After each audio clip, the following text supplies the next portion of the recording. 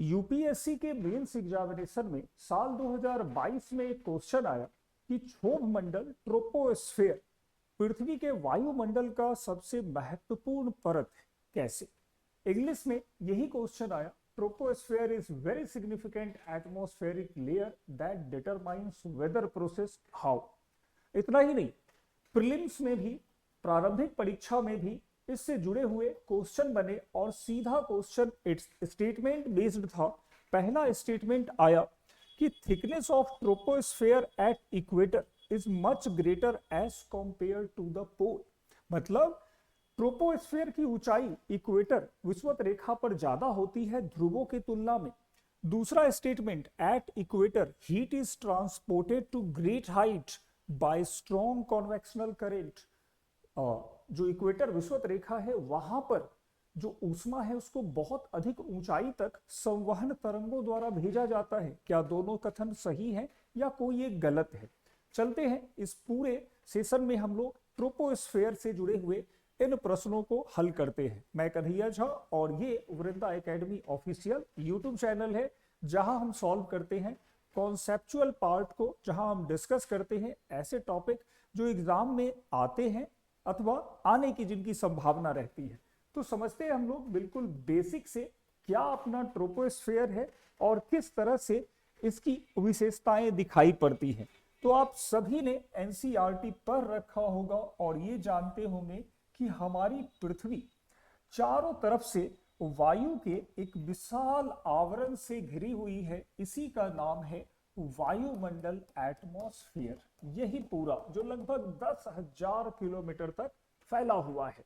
इसी वायुमंडल के कारण हम सुरक्षित रह पाते हैं सूर्य से आने वाले बहुत शक्तिशाली किरणों से, जिन्हें हीट वेव या सोलर फ्लेयर तक कहा जाता है। अगर वो हम तक पहुंच जाए तो हम झुलस जाएंगे। ये वायुमंडल हमारे लिए एक प्रोटेक्शन की तरह काम करता है और यही वायुमंडल हमारे लिए एक गर्म कंबल की तरह होता है जो पृथ्वी से निकलने वाले रेडिएशंस को सोख लेता है और तापमान को स्थिर बनाता है।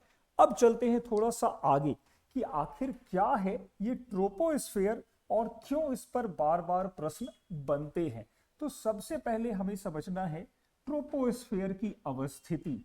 देखो, अगर हम ये कहें कि ये हमारी पृथ्वी का सतह है, ये हमारा अर्थ सरफेस है, तो अर्थ के सरफेस के ठीक ऊपर जो लेयर मिलता है यही लेयर है हमारा ट्रोपोस्फेयर का। ट्रोपोस्फेयर या क्षोभ मंडल, जिसको हम लोग हिंदी में कहते हैं क्षोभ मंडल और इंग्लिश में इसी का नाम होता है ट्रोपोस्फेयर। ट्रोपोस्फियर भी कुछ लोग कहते हैं। ट्रोपोस्फेयर की ऊंचाई बदलती है।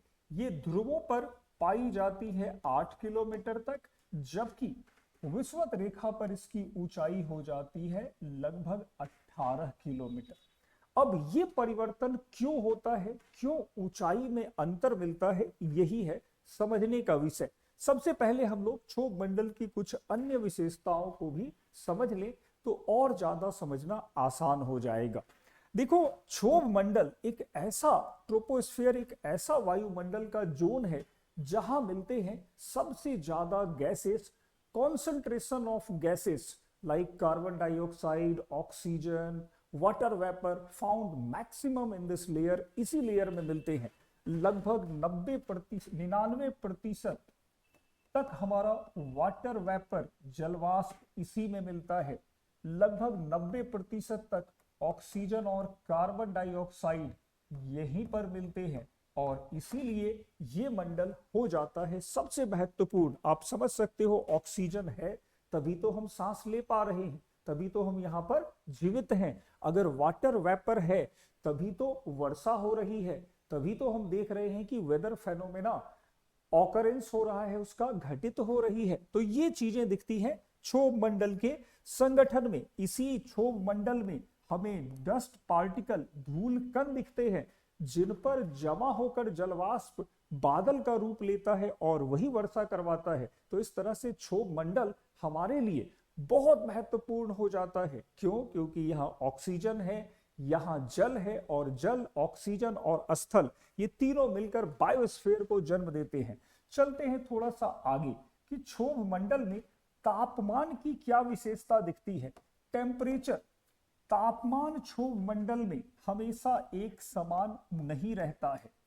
क्षोभ मंडल का तापमान ऊंचाई के साथ साथ बदलता जाता है। जैसे जैसे हम क्षोभ मंडल में ऊपर जाएंगे 8 से 18 किलोमीटर, वैसे वैसे यहां पर तापमान बदलता जाएगा। तापमान के बदलने की एक दर है जिसे सामान्य ताप ह्रास दर या नॉर्मल लैप्स रेट कहा जाता है। ये वो दर है जिससे ऊंचाई के साथ तापमान घटती है, और ये कितना घटता है, तो ये घटता है लगभग 6.5 डिग्री सेल्सियस पर किलोमीटर। अब सोचो आप कि अगर आप जमीन पर हो तो आपका टेम्परेचर, आसपास का टेम्परेचर 15 डिग्री सेल्सियस होगा, लेकिन अगर आप हिमालय जैसे ऊंचे पहाड़ पर जाते हो जिसकी ऊंचाई लगभग 8 किलोमीटर तक दिखाई पड़ती है, तो खुद भी आप कैलकुलेट कर लोगे कि वहां टेम्परेचर लगभग 50 डिग्री कम होगा। और ये 50 डिग्री अगर इससे घटाए हम लोग तो ऑब्वियस है कि -35 डिग्री सेल्सियस दिखाई पड़ेगा हिमालय पर। अगर -35 डिग्री सेल्सियस है तो सोचो कि जलवाष्प, वाटर वेपर क्या रिएक्ट करेगा। तो इस टेम्परेचर पर no doubt water vapour must found in form of frozen state, बर्फ के रूप में वो दिखाई पड़ेगा। और यही कारण है कि हिमालय जैसी ऊंची चोटियां हमेशा बर्फ से ढकी रहती हैं। तो इस तरह से क्षोभ मंडल में ऊंचाई के साथ तापमान घटता है। अब क्वेश्चन ये है कि भाई ऊंचाई के साथ तापमान घट क्यों रहा है? Why temperature reduces with increasing height in troposphere? तो इसका सीधा सा कारण है अर्थ का टेरेस्ट्रियल रेडिएशन, पार्थिव विकिरण। देखो होता ये है हमारे एटमॉस्फेयर में, चलते हैं दूसरे डायग्राम से इसको समझें कि ये हमारा अर्थ है, पृथ्वी है, और पृथ्वी के चारों तरफ अब देखते हैं कि पूरा ये हमारा एटमॉस्फेयर है। तो जब भी इस एटमॉस्फेयर में सन रेज आते हैं, सूर्य की किरणें आती हैं, तो ये सन रेज जो सॉल्ट वेव में होती है, जिनका तरंग दैर्घ्य, वेवलेंथ सॉल्ट वेव होता है, वो वायुमंडल को पार करते हुए अर्थ तक पहुंच जाती है। हमारे एटमॉस्फेयर के गैसेस या फिर डस्ट पार्टिकल इनको ब्लॉक नहीं कर पाते हैं, इनका अवशोषण नहीं कर पाते हैं। अब होता यह है कि जैसे ही ये अर्थ तक आते हैं दिन में, तो अर्थ इन्हें अवशोषित करने लगती है, एब्जॉर्ब करने लगती है। अब रात में जब सन रेज नहीं होते हैं उस समय अर्थ अब इन्हें रेडिएट करने लगती है, और धीरे धीरे रेडिएशन होता है। और ये धीरे धीरे रेडिएशन होने से चाहे वो जल हो या गैस हो या फिर हमारे ठोस कण आसपास के धरती से निकलने वाली गर्मी को सोखते हैं। अब सोचो कि ये जो अवशोषित कर रहे हैं, एब्जॉर्ब कर रहे हैं, वो कौन ज्यादा करेंगे? तो बड़ा ऑब्वियस है कि जो नजदीक होगा वो ज्यादा एब्जॉर्ब करेगा, और जो जितना दूर होगा वो कम एब्जॉर्ब करेगा। तो ठीक यही स्थिति बनती है हमारे क्षोभ मंडल में। नीचे से क्षोभ मंडल गर्म होता रहता है और ऊपर जाकर वो ठंडा मिलता है, और इसीलिए नॉर्मल लैप्स रेट दिखाई पड़ता है। अब आते हैं कि क्षोभ मंडल के ऊंचाई में भिन्नता हो रही है। हाइट ऑफ क्षोभ मंडल is not constant, rather it changes with changing latitude. क्षोभ मंडल की ऊंचाई में क्या परिवर्तन है, आप देखो इसको। तो हमारी पृथ्वी, अर्थ, अगर हम यहां पे पृथ्वी का एक छोटा सा डायग्राम ड्रॉ करें तो हमारे क्षोभ मंडल की स्थिति कुछ इस तरह से बनती हुई दिखाई पड़ेगी। It means that the height of troposphere founds greater near the tropical, near the equatorial region 0 degree के आसपास, while the height of troposphere found lower near the equator, near the polar region। तो ध्रुवों के पास तो इसकी height केवल 8 kilometre मिली, लेकिन equator के पास ये 18 किलोमीटर तक आखिर मिला क्यों? क्वेश्चन यही है। तो इसका सीधा सा और बिल्कुल सामान्य सा उत्तर है, वो है सोलर इंसोलेशन या सूर्यतप की मात्रा।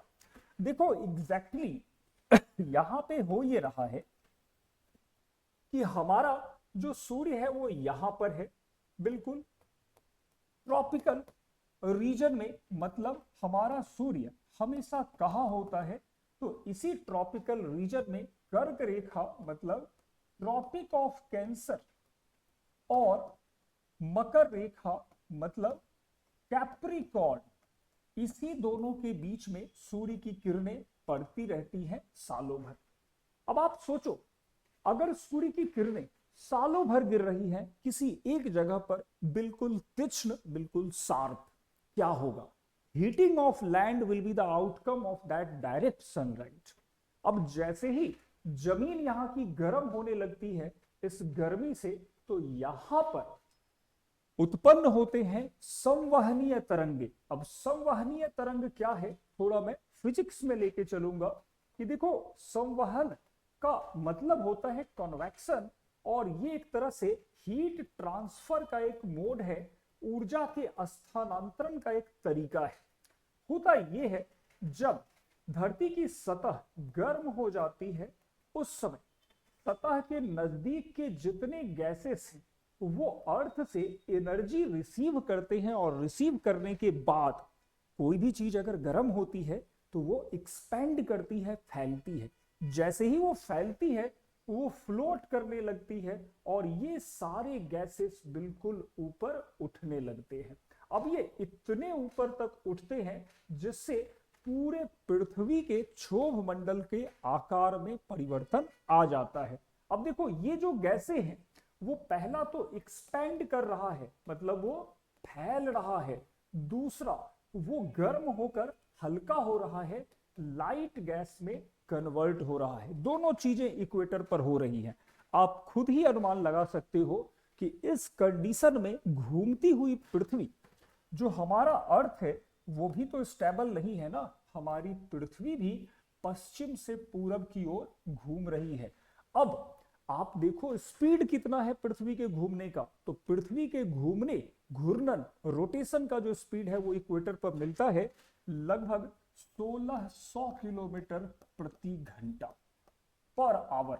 अब इस स्पीड में जो भी ये लाइट गैसेस हैं इनको अर्थ बहुत दूर दूर तक फेंक देती है अपने सेंट्रीफ्यूगल फोर्स से, और इससे हम देखते हैं कि यहां पर क्षोभ मंडल की ऊंचाई बढ़कर हो जाती है लगभग 18 किलोमीटर। तो इस तरह से आप देखो तो यूपीएससी के क्वेश्चंस को भी हम सॉल्व कर सकते हैं बस इस समझ से कि अगर सूर्य की किरणें सीधी पड़ेंगी विषुवत रेखा के आसपास ट्रॉपिकल रीजन में, तो अपने आप सतह गर्म होगा, हवाएं ऊपर उठेंगी और उनको और ज्यादा शक्ति देगा, ताकत देगा पृथ्वी के घूर्णन से। इस तरह से हमारा क्षोभ मंडल काम करता है। अब बात आई कि आखिर क्षोभ मंडल सबसे महत्वपूर्ण परत क्यों है वायुमंडल का। तो देखो आपने जैसा देखा कि भाई क्षोभ मंडल ही वो लेयर है जिसमें हम सब लोग रहते हैं, ह्यूमन भी यही हैं, एनिमल्स और मैमल भी यहीं पे हैं, जो प्लांट हैं वो भी यहीं पे थ्राइव करते हैं। तो आखिर इसका रीजन क्या है?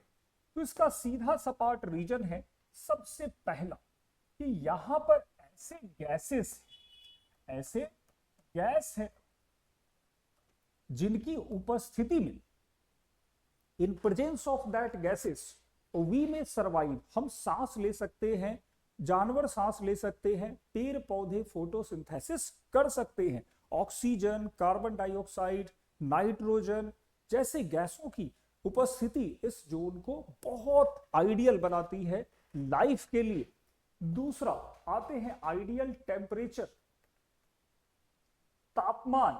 ये वो मंडल है जहां पर तापमान हमने देखा कि 15 डिग्री से स्टार्ट होता है और ऊपर जाकर तापमान में अंतर मिलता है। ऊंचाई के साथ तापमान बदलती है, तो ध्रुवों पर तापमान लगभग 40 से 45 डिग्री सेल्सियस माइनस में मिलता है, वहीं विषुवत रेखा पर लगभग -80 डिग्री सेल्सियस तक दिखाई पड़ता है। ये बहुत ऑब्वियस है क्योंकि विषुवत रेखा पर हम देख रहे हैं 18 किलोमीटर तक नॉर्मल लैप्स रेट वर्क करेगा। तो इस तरह से क्षोभ मंडल में तापमान देखो तो सतह के पास इतना आइडियल है जो सभी जीवों को संरक्षण देता है। इसी तरह से अगर हम देखें तो इस मंडल में क्या मिल रहा है, दैट इज वाटर, जल। तो जल की उपस्थिति इस जोन को और ज्यादा वाइटल बना देती है ह्यूमंस के लिए। अब जल अकेला ही नहीं है बल्कि जल वाटर के अपने फीचर्स हैं और जल के होने से यहां पर मौसमी परिघटना होती है। मौसमी परिघटना वेदर इवेंट होते हैं और वेदर इवेंट क्या करते हैं तो कभी रेनफॉल कराते हैं तो कभी वो विंड को सर्कुलेट करते हैं। तो इस तरह से बहुत ही अलग यहां पर कंडीशंस क्रिएट होते हैं और साथ में आप यहां पे विंड को भी रख सकते हो। वायु का प्रवाह, वायु तापमान को एक जगह से दूसरी जगह स्थानांतरित करता है, जलवाष्प को स्थानांतरित करता है और कुल मिलाकर पूरे पृथ्वी को हैबिटेबल, जीवन योग्य बनाता है। तो इस तरह से अगर क्षोभ मंडल को आपने पढ़ा है तो आई एम श्योर यूपीएससी जैसे एग्जाम को भी आप कवर कर सकते हो। वृंदा एकेडमी लक्ष्मी नगर पर बहुत सारे कॉम्पिटिशन्स के एग्जाम के लिए तैयारियां करवाई जा रही हैं। UPSC, state PCS, NDA CDS और क्लासेस बाइलिंगुअल मोड में होंगे, हिंदी इंग्लिश दोनों में होंगे। इसी तरह से कॉन्सेप्चुअल क्लासेस प्रोवाइड कराए जाएंगे। और हाँ, चैनल को सब्सक्राइब कर ले क्योंकि आने वाले समय में और कॉन्सेप्चुअल टॉपिक, यूपीएससी क्वेश्चंस और दूसरे क्वेश्चंस के साथ मैं डिस्कस करूंगा। Thanks, all the best all of you aspirants.